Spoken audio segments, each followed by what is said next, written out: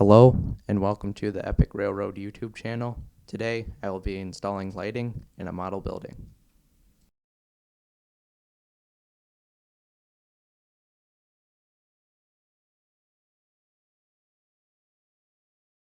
The kit I used in this tutorial was the Lifelike A Supermarket. There will be a link in the description for this.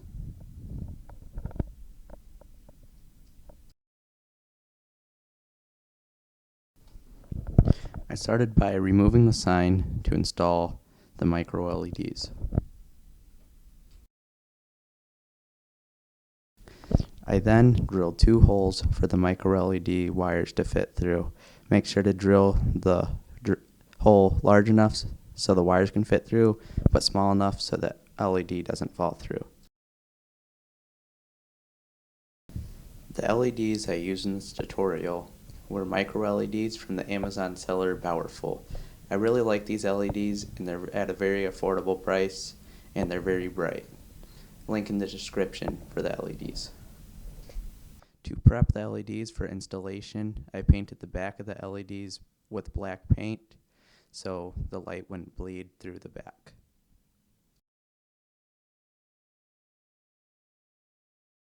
I then proceeded to fit the LEDs in the hole.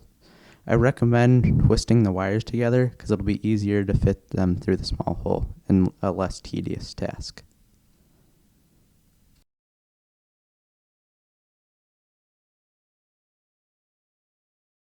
Also, make sure to face the LEDs the direction where you want them so they light the area that you need.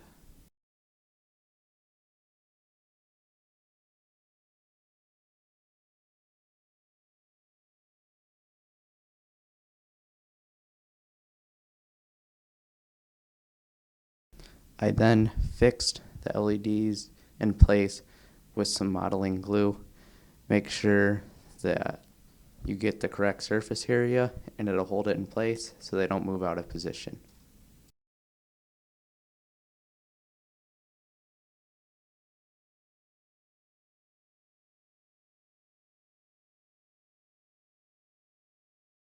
I then proceeded to reinstall the sign on the top of the building.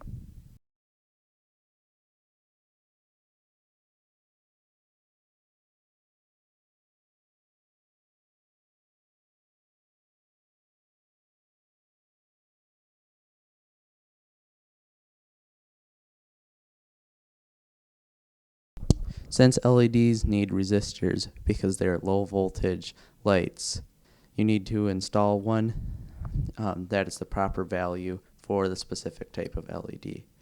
These LEDs came with resistors already in the package and were labeled for what voltage I needed them at. So I chose the correct ones. In this case, I'm using 9 volts, so I used the resistors rated for 9 volts. When you connect the LEDs to a power supply, make sure the copper wire goes to the positive and the silver wire goes to the negative.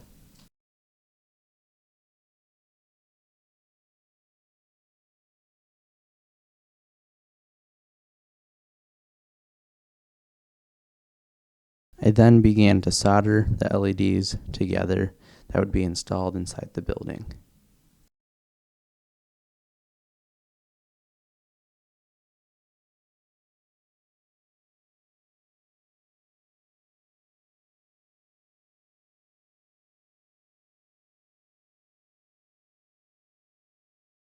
This is the wiring schematic I made to show how I wired the LEDs. You can see that all the black wires connect to the cathodes of the LED, which is the negative terminal, and all the red wires attach to the anodes, which is the positive terminal. Notice that I have one resistor on each LED. If you do just one with all the LEDs won't be at full brightness. This is an example of how not to wire your LEDs. This is a series connection. Notice there's only one resistor. One resistor running 3 LEDs will make them very dim. And the other factor is if one of these LEDs were to go out, even though LEDs have a long life expectancy, all the LEDs would go out because the current can't flow through them anymore.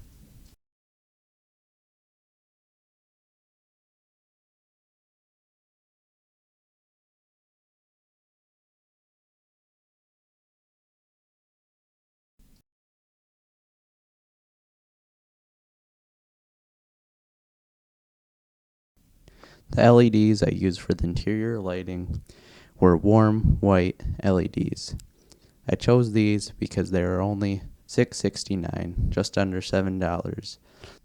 The seller of these are EDGELEC. Link in the description for these LEDs as well. They also come in a variety of different colors if you choose to use them in different applications. They also have blinking LEDs if you need, like, these LEDs have worked very well for me, and I hope they work well for you if you buy these and use them in your model railroad projects. I then mounted my LEDs on the ceiling of the building because, in my opinion, it makes a more realistic effect versus them being on the floor in the building. Since this building has a rear storage area or loading bay, I then bent one LED to 90 degrees and made sure it would fit into place in the area that I needed it, so it would light up that loading area.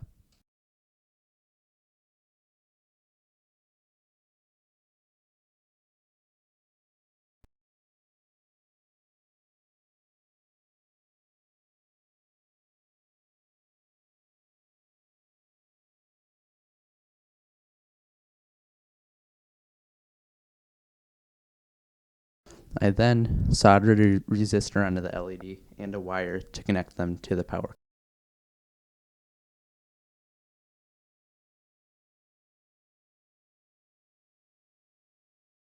When you're connecting these types of LEDs, make sure the long leg is positive and the short leg is negative. It was then permanently installed. I then connected all the positives and all the negatives together. If you want to, you can connect separate wires to separate switches that control different parts of the building if you choose. Also, be sure to add some electrical tape or heat shrink tubing to cover the exposed wires so they don't short out.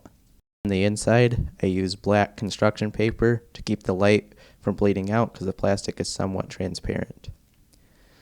This turned out to be this. As you can see, there's barely any light bleeding through the walls, and it looks very nice and realistic.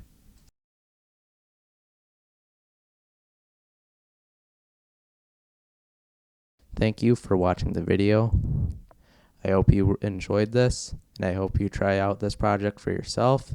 I did this because it's very affordable, and it may be a little difficult at times with soldering, but in the end, it's worth it. And make sure to stay tuned for more model railroad videos. Thank you for watching.